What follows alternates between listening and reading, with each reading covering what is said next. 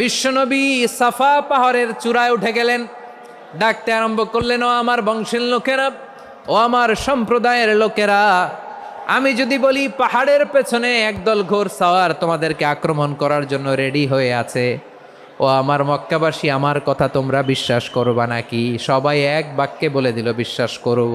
সুবহানাল্লাহ।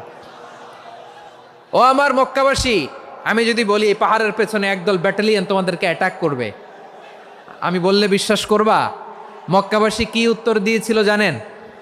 এত heavy weightful একটা কথা বলেছিল। তারা বলেছিল, অবশ্যই বিশ্বাস করব, কারণ মা জাররাবনা আলাইকা ইল্লা সিদকা, আমরা জীবনে কোনোদিন তোমার মুখে মিথ্যা শুনি নাই।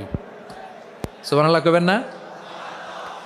ও মিয়া, যে এলাকায় আপনি জন্মগ্রহণ করলেন, আপনার শৈশব, কৈশোর, আপনার তারুণ্য, আপনার যৌবন যেখানে কাটালেন, ওই এলাকার লোকেরা যদি এক বাক্যে বলে তুমি যা বলবা তাই বিশ্বাস করব, কারণ তোমারে তো মিথ্যা কইতে শুনি নাই।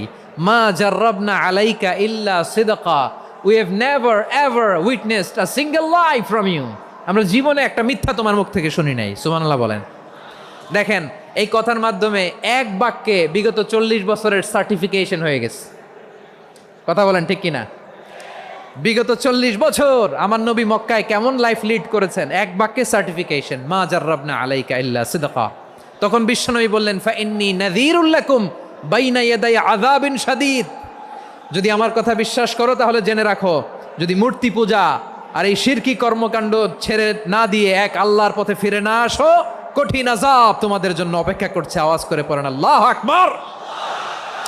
ফাইন্নী নাযীরুল লাকুম বাইনা ইয়াদাই আযাবিন শাদীদ, ভয়ঙ্করতম শাস্তি তোমাদের জন্য অপেক্ষা করেছে, আমি সেই শাস্তির সতর্কতা দিতে এসেছি।